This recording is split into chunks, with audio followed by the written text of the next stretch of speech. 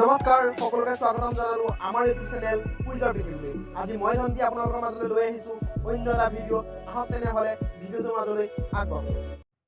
বন্ধু বান্ধৱীসকল, আজি আমি আলোচনা কৰিম অসমীয়া সাহিত্যৰ 10টা প্ৰশ্নৰ উত্তৰ, যিকেইটা প্ৰশ্নৰ উত্তৰ আগন্তুক অসম চৰকাৰে পাতিব লগা পৰীক্ষাসমূহত অহাৰ যথেষ্ট সম্ভাৱনা আছে।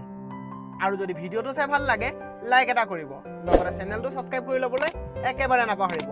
আহকচোন তেনেহ'লে আমি প্ৰশ্নকেইটা আলোচনা কৰোঁ। আজিৰ প্ৰথম প্ৰশ্ন, চন্দ্ৰকুমাৰ আগৰৱালাই সম্পাদনা কৰা আলোচনীখনৰ নাম কি? ইয়াতে 4টা অপশ্যন দিয়া আছে: আবাহন, মৌ, জোনাকী, বিজুলী। ইয়াৰে শুদ্ধ উত্তৰটো হ'ব জোনাকী। আজিৰ 2 নম্বৰ প্ৰশ্ন, ভানুমতী উপন্যাসৰ ৰচক কোন? ইয়াৰে 4টা অপশ্যন হৈছে পদ্মনাথ গোহাঁই বৰুৱা, লক্ষ্মীনাথ বেজবৰুৱা, ৰজনীকান্ত বৰদলৈ আৰু দণ্ডিনাথ কলিতা। ইয়াৰ শুদ্ধ উত্তৰটো হ'ব পদ্মনাথ গোহাঁই বৰুৱা। 3 নম্বৰ প্ৰশ্ন, লক্ষ্মীনাথ বেজবৰুৱাই লিখা একমাত্ৰ উপন্যাসখনৰ নাম কি? ইয়াৰে 4টা অপশ্যন হৈছে মিৰি জীয়ৰী, পদুম কুঁৱৰী, দন্দুৱাদু, লাহৰী। ইয়াৰে শুদ্ধ উত্তৰটো হ'ব পদুম কুঁৱৰী। 4 নম্বৰ প্ৰশ্ন, জ্যোতিপ্ৰসাদ আগৰৱালাই প্ৰথমে ৰচনা কৰা নাটকখনৰ নাম কি?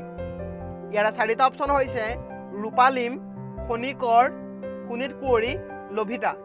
ইয়াৰে শুদ্ধ উত্তৰটো হ'ব সুনীত কুঁৱৰী।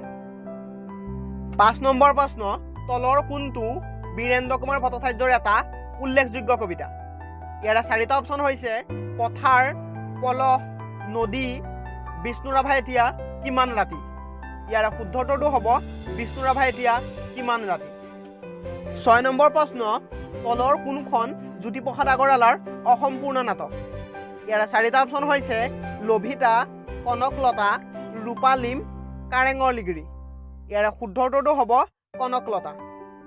7 নম্বৰ প্ৰশ্ন, নিয়ৰ কবিতাটোৰ কবিগৰাকীৰ নাম কি? ইয়াৰে 4টা অপশ্যন হৈছে চন্দ্ৰকুমাৰ আগৰৱালা, লক্ষ্মীনাথ বেজবৰুৱা, ৰঘুনাথ চৌধুৰী, নলিনীবালা দেৱী। ইয়াৰে শুদ্ধ উত্তৰটো হ'ব চন্দ্ৰকুমাৰ আগৰৱালা। 8 নম্বৰ প্ৰশ্ন, তলৰ কোনখন পদ্মনাথ গোহাঁই বৰুৱাৰ ৰচনা নহয়? ইয়াৰে 4টা অপশ্যন হৈছে লাচিত বৰফুকন, সাধনী, জয়মতী আৰু চক্ৰধ্বজ সিংহ। ইয়াৰে শুদ্ধ উত্তৰটো হ'ব চক্ৰধ্বজ সিংহ। 9 নম্বৰ প্ৰশ্ন, ভৱানন্দ দত্তই লিখা প্ৰখ্যাত কবিতাটো কি?